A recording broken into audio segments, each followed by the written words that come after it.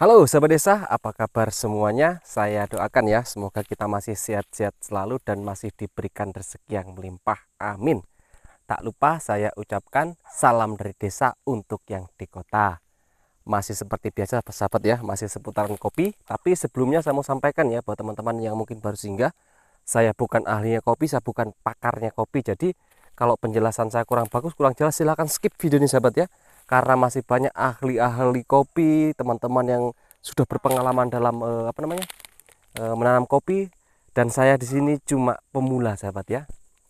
Baik sahabat, seperti biasa ya, eh, masih menanggapi komen-komen dari teman-teman masalah seputaran kopi. Jadi begini sahabat, kemarin ada yang tanya dengan saya, yang yang komen dengan saya, Bang, apakah perlu kopi remaja itu dilakukan penyemprotan? Wah, ini sangat bagus sahabat ya. Sangat bagus, pertanyaan yang sangat bagus. Apakah perlu kopi yang remaja seperti saya ini yang umur 1 tahunan, 1 tahun lebih ini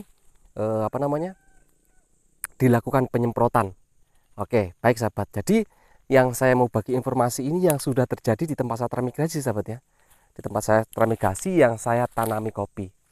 Baik sahabat. Jadi kalau di tempat saya sahabat, di tempat saya transmigrasi itu kopi dari masa pasca penanaman sampai umur 1 tahun bahkan 2 tahun saya tidak melakukan penyemprotan sahabat, tidak melakukan penyemprotan sama sekali untuk hama ataupun untuk seperti NPK NPK cair ya sahabat ya, saya tidak melakukan penyemprotan sama sekali. Tapi sahabat, ada masanya kita melakukan penyemprotan sahabat, ada masanya ini biasanya masa-masa kritis buat tanaman kopi. Karena apa? Kopi remaja itu kurang sekali penyakit. Tapi tiba-tiba kita sudah melakukan penyemprotan, berarti kopi itu bermasalah. Nah, tak kasih lihat sahabat ya, ntar tak carikan dulu. Kopi saya tidak ada sahabat, tapi tunggu sahabat ya. Mana ya sahabat ya? Ini sahabat. Ini sahabat. Ini. Nah, tunggu sahabat ya, tak kasih jelas, mudah-mudahan kelihatan. Nah, ini sahabat. Jadi, kalau seandainya kopinya sahabat di sana diserang dengan penyakit atau sejenis jamur, nah itu teman-teman harus segera melakukan penyemprotan. Itu kalau seandainya merata ya sahabat ya di semua kopi-kopinya sahabat-sahabat sana, sahabat petani kopi ya, kira-kira mengalami hal yang sama seperti saya, itu harus melakukan penyemprotan. Tapi di semua kopi, kalau cuma 1-2 pohon tidak sahabat, dan dia tidak menular sahabat ya. Nah ini kembali lagi sahabat ya, ini sahabat, kalau sahabat menemui daun kopi yang berbintik-bintik jamur seperti ini, kemudian seperti ini sahabat ya. Nah, seperti ini jamur-jamur dimakan yang terkena jamur, itu sahabat harus melakukan penyemprotan. Seperti ini sahabat ya, tak kasih lihat ini ditunas rantingnya. Nah, itu. Nah, itu yang seperti jamur-jamur itu, ini sahabat harus segera melakukan penyemprotan. Karena apa? Karena itu termasuk jenis jamur. Biasanya sahabat, efeknya di buah. Pada saat kita kopi kita sudah menghasilkan buah apa segala macam, nah jamur itu tertinggal, dan jamur itu menular ke ke teman-teman, maksudnya ke kopi-kopi yang lain sahabat ya, itu menular. Tapi khusus untuk kopi yang sudah berbuah itu bisa menular. Tapi kalau masih seperti ini, cuma seperti daun dan sebagainya ini, karat-karat seperti ini, dia tidak menular sahabat. Di kopi-kopi yang satunya atau sebelahnya itu tidak menular, dia tidak menular. Tapi kalau jumlahnya lebih dari 1 pohon, minimal dalam 1.000 pohon ada 100, nah itu teman-teman sudah bisa melakukan penyemprotan. Harus dilakukan penyemprotan sahabat. Ini bukan hangus karena apa sahabat, ini sebenarnya jamur sahabat ya, jamur embun upas itu pada tanaman kopi itu sangat berbahaya. Nah itu, ini apalagi dia serang yang bagian pucuk-pucuk begini, ini juga dia serang bagian pucuk. Nah itu biasanya sahabat, ini biasanya itu rusak kopi teman-teman, rusak kopi. Jadi harus segera dilakukan penyemprotan.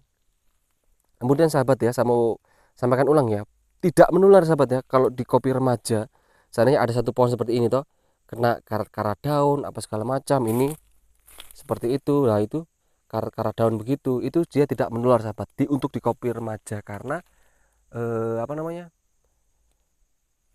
ibaratnya itu daya tahan kopi ini masih kuat. masih kuat sahabat. Tapi kalau kopi yang sudah tua, nah itu beda lagi sahabat. Itu harus segera dilakukan penyemprotan karena efeknya ke buah. Nah ini, tak jelas sahabat ya.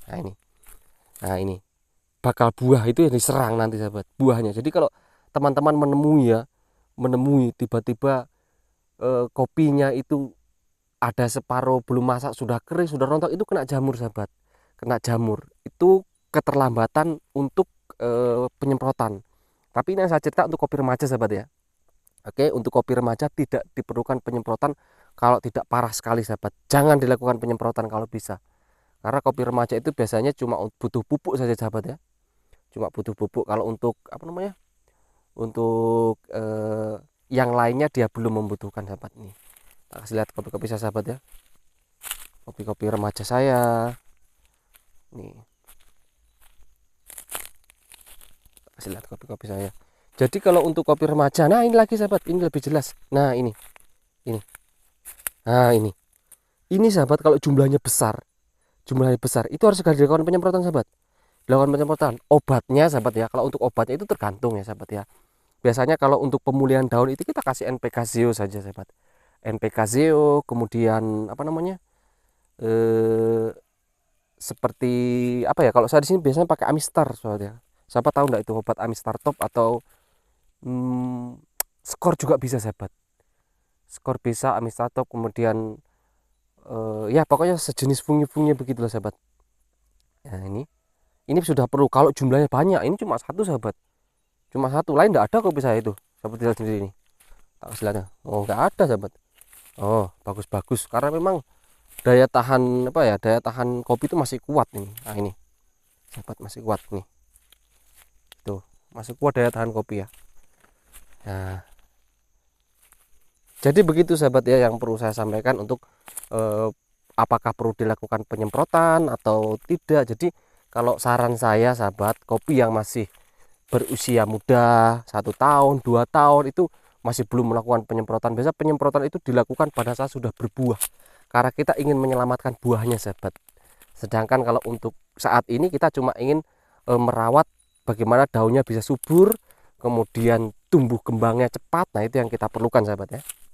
Ini kasih lihat sahabat, kopi saya ya lumayan sahabat lah, tidak bagus sekali tapi apa namanya, senang di hati sahabat, melihatnya itu senang. Ini besar-besar gini-gini sahabat ya. Oke sahabat desa, mungkin seperti itu saja yang bisa saya sampaikan ya. Sekali lagi saya mohon maaf apabila penyampaian saya kurang jelas atau tidak bermanfaat. Saya cuma pemula, sama-sama belajar, sahabat petani kopi. Oke sahabat desa, mungkin begitu saja. Salam anak transmigrasi.